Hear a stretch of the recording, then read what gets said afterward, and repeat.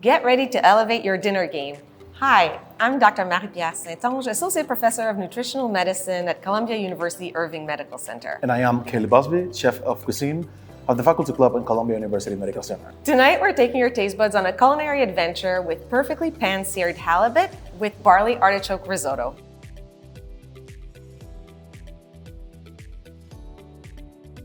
Let's get started. So this recipe is different because it uses barley as opposed to white rice for risotto, right? Yeah. So barley is a whole grain. It's lower in glycemic index than white rice. So this is why we chose this specific grain for this recipe. Basically, for regular risotto, we use high starch rice. That's what makes the risotto like very creamy and like the thickness. So in this case, we're gonna use barley. Yeah, we use a little bit of Parmesan to create a little bit of that thickness in this specific recipe. Beautiful, that's it. There you go. So Chef Busby, I was told that you really enjoy making risotto. I love risotto. Mushroom risotto is my favorite, actually. And why do you like to make this recipe? I don't know, like it's creamy, it's delicious, it's easy to make. Like everybody likes risotto. It's rice. Yeah. It's pretty family friendly, kid friendly as well. I like to make risotto because I love to stir. You know, like one of my first recipes that I learned to make was a risotto, but I used to make like a different recipe based on one of my grandmother's cooking.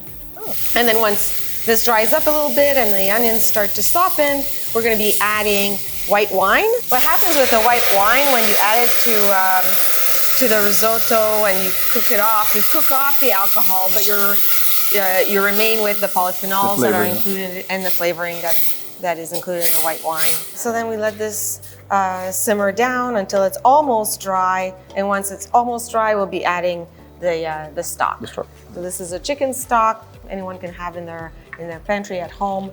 But also, if you want to make a vegetarian, you can substitute the chicken stock for vegetable stock, like. Yeah, that's a good idea as well. It smells delicious in here. I love the smell of cooked onions and garlic. Yeah. The wine, the smell of the wine is also very enticing. We need to cook the barley for about 30-35 minutes until it's soft. And then we can start cooking the halibut because it's like very easy to make. It's only 3 minutes per side. This is almost about to be like dry. Then we're gonna start adding like the hot stock little by little. So tell me, why do we have to add the stock little by little and not just all at once? Because you want to be developing like the creaminess and also let the grain in this case to absorb the amount of liquid that you like in the recipe, and also you need to stir it like little by little in order for you to develop the starchy and the creaminess in the recipe. Also, I guess it's to make it so that you don't end up having too much liquid, right? Exactly. Okay. So you can like see how much liquid is gonna be absorbing, and listen. And the stock always has to be warm. Yeah, it's or is it warm. Boiling? No, you can put it boil and then like add in a little by little. Like warm is fine, okay. But you can add like a cold stock. Not cold. No, because it's gonna like right now you have this in a cooking process. If you add like something that is cold, you're gonna like stop the cooking process of the barley and the grain. So that's why you need to add like a hot stock. I see. All right. Yeah. Great. So I'm start like adding the stock little by little, and when it evaporates, you can keep like adding more of the barley, the stock. Yeah. So for cooking this barley risotto, it's gonna be like 30 to 35 minutes. Like you need to keep stirring all the time and adding the stock. Can you talk about a little bit like what was the deal of creating this book? Yeah, so I was very interested in putting out information for the general public related to sleep and giving them information about how sleep can influence the types of foods that you choose, but then also the types of foods that you choose during the day can also have an impact on your sleep. And with my book agent, I was paired with Kat Cradock, who developed all of these delicious recipes to be able to help people put the science of sleep and diet into action. That's very interesting. So that's maybe why you cannot be eating like heavy stuff like during the night in order for you to have a better sleep. Exactly. We want to make sure you have helpful recipes throughout the day, including dinner time for healthy sleep at night. I should stop eating my burgers at night. You should. Well, actually, I'm very involved in the American Heart Association. All of the recipes that were developed for this book were analyzed for their nutrient content and are all considered to be heart-healthy, heart-supporting recipes. Oh, that's great.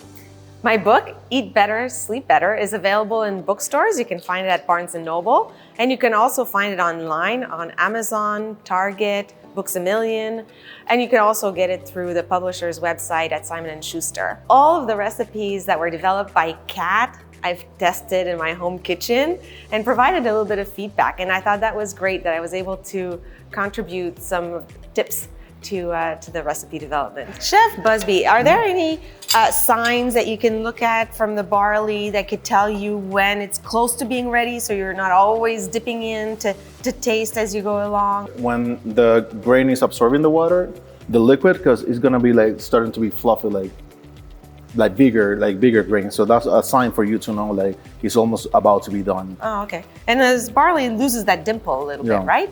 Exactly. Like you can see, like it's have like a small like a line in the middle, so you can see like the line is about like to be erased on the barley. Like it's not. It looks like thick. Okay. Like when this liquid evaporate, we're gonna add like the rest of the ingredient, and also the Parmesan cheese is gonna help the liquid to get a little bit thicker and like more creamy or saucy. Oh, this looks delicious. Yeah. All right, next we're adding the vegetables to the almost ready risotto. Yeah, exactly. Risotto, right? So we're gonna add the artichokes. And peas. Peas seem to be a standard in risottos, right? Yeah, definitely. Like there's a lot of different recipes for risottos. You can use like peas. This is our like frozen peas. They cook very quick. So you just add it like at the end of the recipe. So that's why we're adding it now. And then here it looks like a ton of Parmesan, but the recipe only asks for a quarter of a cup. Yeah. So a little bit. And then we finish it off with some fresh herbs. And then salt and pepper to taste. This recipe was designed to help you sleep from the nutrients that are included in this dish, including the tryptophan, vitamin B6, and magnesium that's found in the risotto and the halibut. So now we're gonna start doing the Pan-Seared Halibut with the tomato butter. Tomato butter, yes. So the halibut here is the main source of protein for this dish. We chose halibut because it's very high in tryptophan, the sleep-supporting nutrient that's the basis for melatonin synthesis. But we also are aware that halibut is a more expensive fish, and if you're in a bind and can't find it in the grocery store or prefer a lower cost version, cod is a perfect substitute. Very similar in nutrient value in terms of tryptophan content, fat, protein.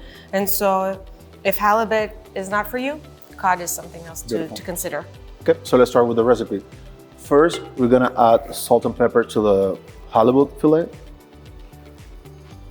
And then it's gonna be with coriander. Ground coriander seeds. This is optional on the recipe, right? Yes. So then we have the skillet, medium heat, 2 tablespoons olive oil, and we're gonna sear the halibut both sides 3 to 4 minutes. Or if you have a thermometer, the halibut has to reach 145 Fahrenheit or 63 Celsius. We use mostly olive oil for cooking in our recipes because we're trying to increase intakes of unsaturated fat, reduce intakes of saturated fat. In our research, we found that people who consume higher amounts of saturated fat have less deep sleep at night. And so therefore we want to shy away from a lot of saturated fat, which is also not so great for your arteries.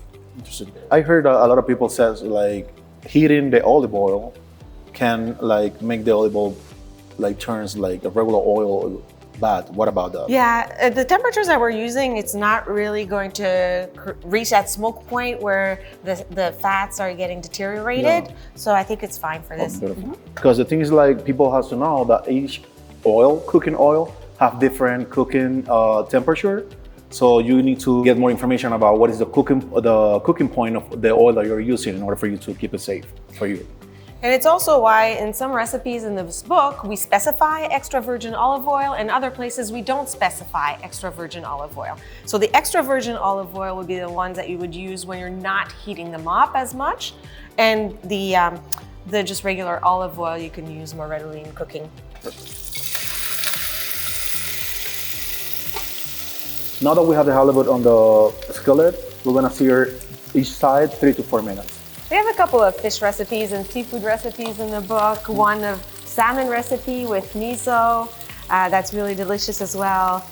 There's a few recipes with seafood like mussels, oysters. I made the oyster chowder this weekend. It was very good.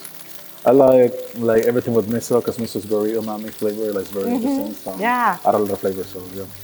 The salmon's recipe should be very nice. We have miso in the mushroom carbonara recipe also to create more of that umami flavor. Everything mushrooms. Everything mushrooms, yeah. Okay. This is nice. Ooh, this looks delicious. The temperature we were looking when we're cooking the halibut with the thermometer is 63 Celsius or 145 Fahrenheit. Using a thermometer is the best, right? So you don't overdo it and then it becomes dry. You keep like all the juices, like the perfect texture on the fish, and you can like get the best of the product. Like if you're using like a expensive cut like a halibut, you want to like to make it right. So yes. I never think of it for fish. Often more think of it for meat.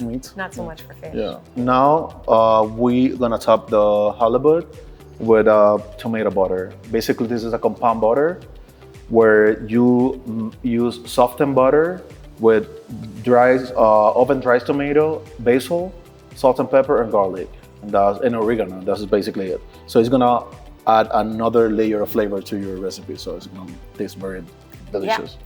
And the tomatoes kind of dilute the butter, so it's lower in fat butter, really, because of the tomatoes in there.